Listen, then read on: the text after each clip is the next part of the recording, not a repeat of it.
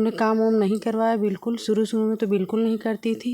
Sir मैं अपनी सफलता का श्रेय अपने माता पिता, अपने परिवार, यहीं प्रतापगढ़ ज़िले के सुशीला देवी कॉन्वेंट स्कूल। शिक्षा तो यहीं प्रतापगढ़ ज़िले में हुई है, लेकिन मैंने चयनित होने के लिए सर ये मेरा पहला प्रयास है यूपी पीसीएस का।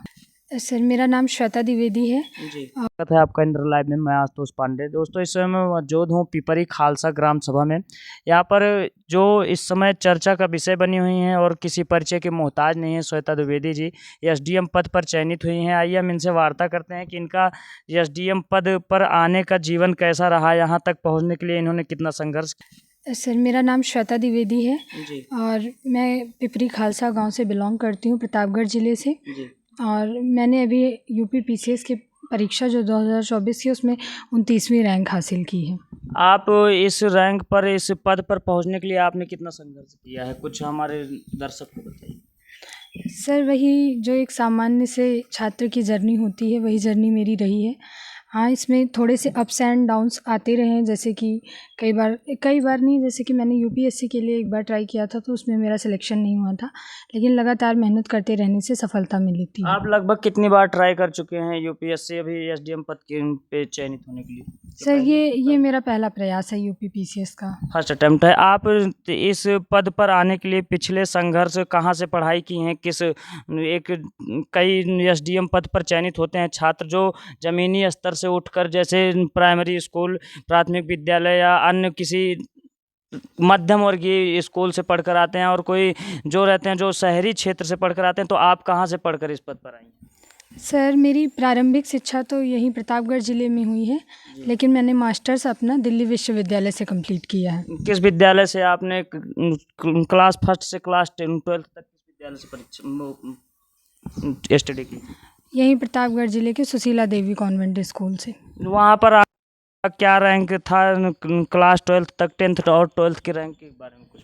सर उस समय तक मैं एक एवरेज बच्ची थी, मतलब नॉर्मल ही, ऐसे कोई बहुत ऐसा नहीं रहा है कि मैं बहुत टॉपर रही हूँ, लेकिन हाँ एबव एवरेज थी मैं, मतलब कि पढ़ाई कंटिन्यू करती रहती थी। मेरे क्लास 10th में 85% है। आपका सबसे बढ़िया ग्रोथ विषय कौन सा? हिंदी साहित्य। आप इसका श्रेय किसको देना चाहेंगे? सर मैं अपनी सफलता का श्रेय अपने माता पिता, अपने परिवारजनों को और भगवान को देना चाहूँगी। ऐसा माता पिता के प्रति आपका क्या स्नेह, क्या प्रेम है? माता पिता के लिए आने वाले बच्चों को, आने वाली पीढ़ियों को क्या संदेश देना चाहेंगे? सर यही कि जैसे मेरे माता पिता ने मतलब मुझे आगे बढ़ाया, मुझे हमेशा मोटिवेट किया, यहाँ तक ले आने में मेरी मदद की है, वैसे सभी बच्चों के पेरेंट्स उनका लगातार साथ दें ताकि वो अपने सपनों को पूरा कर सकें।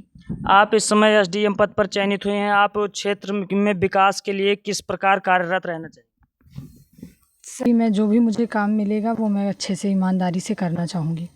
आप इस समय खुद को कैसा महसूस कर रहे हैं, और आने वाली पीढ़ियों को क्या जो तैयारियां कर रही हैं, युवा छात्र छात्राएं जो तैयारियां कर रहे हैं यूपी पीसीएस या यूपीएससी की, उनको क्या संदेश देना? सर मैं उनको यही कहना चाहूँगी कि वो लगातार मेहनत करते रहें ताकि उन्हें ज़रूर ही सफलता मिलेगी। बस अच्छे से धैर्यपूर्वक डटे रहें और मन में सेल्फ डाउट ना लाएं कि मैं नहीं कर सकती या मैं नहीं कर सकता। तो ये मतलब इस जर्नी में ये चीज़ बहुत आता है कि मुझसे ये नहीं होगा, क्योंकि काफ़ी सारे बच्चे देते हैं, कंपटीशन बहुत ज़्यादा है, लेकिन अगर वो एक सेल्फ बिलीव बनाए रखेंगे तो उनको ज़रूर सफलता मिलेगी मेहनत करते रहने से। आप स्टडी कितने घंटे से कितने घंटे करती हैं? क्योंकि कई शिक्षक बताते हैं कि काफ़ी जो चयनित छात्र होते हैं एसडीएम पद या यूपीएससी किसी भी रैंक को प्राप्त करते हैं, तो शिक्षक महोदय और अन्य सभी प्रेरणादायक जो स्रोत हैं वो बताते हैं कि काफ़ी मेहनत करनी पड़ती है और काफ़ी देर तक पढ़ाई करनी पड़ती है, रात भर जाग कर सपने पूरे करने पड़ते हैं। उस पर आप क्या कहना चाहेंगी? आपने कितनी देर पढ़ाई की? सर इसमें स्टडी आवर्स मैटर नहीं करते हैं, एक क्वालिटी स्टडी आवर मैटर करता है कि आप डेली जितना भी पढ़ रहे हैं अच्छे से पढ़ना, जैसे कि टारगेट बेस्ड कि हाँ इतने दिन में मैं अपना इसी तरह से पढ़ती थी सर।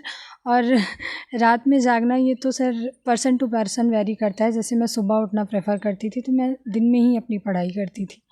आप इस समय कहाँ पर पढ़ाई कर रहे थे? जब एसडीएम पद पर चयनित हुई तब आपकी पढ़ाई कहाँ चल रही? सर मैं यहीं गांव में ही रह रही हूँ अभी पिछले 2 साल से। आप गांव से ही पढ़कर एसडीएम पद के लिए एप्लीकेशन फॉर्म डाला था और चयनित हुई?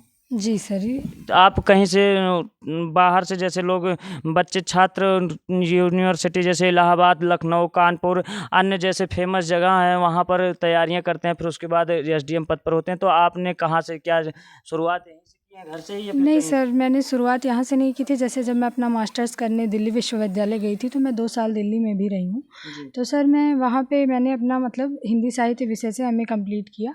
उसके बाद मैंने तैयारी करने का सोचा, तो सर जब मुझे लगा कि वहाँ पे सर जैसे कि रूम का रहना और सर हेल्थ से रिलेटेड प्रॉब्लम्स भी थी और सर घर से दूर एक थोड़ा वो सब भी, तो मैं फिर यहाँ आ गई अपने घर पे। तो यहाँ से मुझे काफ़ी मतलब सुविधा ज़्यादा वहाँ से ज़्यादा मुझे यहाँ सही लगा तैयारी करने में, क्योंकि यहाँ मेरे पेरेंट्स साथ में थे तो मुझे उनसे बात करना या फिर मेरा जैसे सर वहाँ पे रहना खाना वो सब जो टाइम उस जो बच्चे बाहर रहकर पढ़ाई कर रहे हैं, ऑनलाइन क्लास ले रहे हैं, आप उनको क्या संदेश देना चाहेंगे? क्या उनके लिए घर पर रहकर पढ़ाई करना उचित है या फिर बाहर रहकर उचित है? आपकी समस्या, आपकी सोच से क्या है? सर दोनों ही माध्यम बेहतर है। हर बच्चे को अपनी ज़रूरतों के अकॉर्डिंग उनको देखना होगा कि उनके लिए क्या बेस्ट है, तो उसमें वो चूज़ कर सकते हैं। किसी भी एक टॉपर्स का देख के वो ना चूज़ करें कि वो उन्हें बाहर रहना है या घर पे रहना है। उनकी परिस्थितियों के अनुसार वो देखें, उनकी फाइनेंशियल कंडीशन, उनकी हेल्थ और उनका मतलब कि वो कहाँ ज़्यादा अच्छे से, बस ये इसमें मैटर करता है कि वो पढ़ाई कितना अच्छे से कर पा रहे हैं बस। Okay, thank you. ऐसे ही हमारे साथ बने रहें। हम एसडीएम पद पर चयनित छात्रा की माता जी से वार्ता करेंगे। ये इस समय क्या महसूस कर रहे हैं खुद को और इनको कितना गर्व महसूस हो रहा है। इनकी बेटी एसडीएम पद पर चयनित हुई है, आपको कैसा महसूस हो रहा है इस समय? आपकी बेटी आपके बगल बैठी है एसडीएम पद पर। जी धन्यवाद, बहुत अच्छा महसूस हो रहा है। आप इनके प्रति क्या कहना चाहिए? शुरू में कैसे थी, क्या पढ़ाई इनकी कैसी थी और घर में, क्योंकि माता से ही सब कुछ, बच्चियां जो होती हैं माता से ही सारी चीज़ें शेयर करती हैं। आप इनके लिए क्या कहना चाहेंगे इनकी पढ़ाई के बारे में? सर बच्चे तो पहले बच्चे ही होते हैं। जी, पढ़ाई के बारे में कैसे? हाँ, पढ़ाई के तो वही जब वो पढ़ने लायक हो गई तो मतलब गाइड हमने किया। शुरू में तो माता पिता गाइड करते हैं। कुछ बच्चियां कहती हैं कि हमको घर के काम से छुट्टी नहीं मिलती, तो क्या ये भी घर के काम करती थी या जी फिर पढ़ाई? नहीं, ऐसा कुछ नहीं है। हमने काम वाम नहीं करवाया बिल्कुल। शुरू में तो बिल्कुल नहीं करती थी। और पढ़ने उढ़ने में एकदम बच्चे हमारे ठीक ठाक हैं। तीन बेटियां हैं, तीन के तीनों ही पढ़ने में बहुत तेज़ थे, तो हमें लगा कि बच्चों को आगे ले चलना चाहिए। सबसे बड़ी यही है या फिर? जी नहीं, अभी बड़ी वाली है, वो भी, हाँ वो भी यही तैयारी कर रही है। वो भी तैयारी कर रही है, यूपीएससी की तैयारी कर रही है? जी नहीं, आईएएस की तैयारी कर रही है। आईपीएस की तैयारी। जो अन्य माताएं अपने बच्चों को पढ़ा रही हैं, आप उनको क्या संदेश देना चाहेंगे? क्या उनके, आपने जिस प्रकार से इस बच्ची को गाइड किया है उसी प्रकार से उन माताओं को भी गाइड की, कुछ गाइडलाइनें बताइए। जी यही कि अगर बच्चे हैं या बेटा हैं या बेटी हैं तो उन्हें मतलब अच्छे से देख रेख करें, देखभाल करें। और ये नहीं कि मतलब उनको ऊपर ये थोपा जाए कि यही करना है। जी, अपने बच्चों को देखिए कि वो किस लाइन में जाना चाह रहे हैं। तो अगर उनका जिस क्षेत्र में इच्छा है जी कि मतलब छोटी बड़ी या बिजनेस व्यापार कुछ भी हो, तो अगर उनका जिसमें इच्छा है वही कराना चाहिए। ठीक है, धन्यवाद। ऐसे ही हमारे साथ बने रहे। इंद्रा लाइव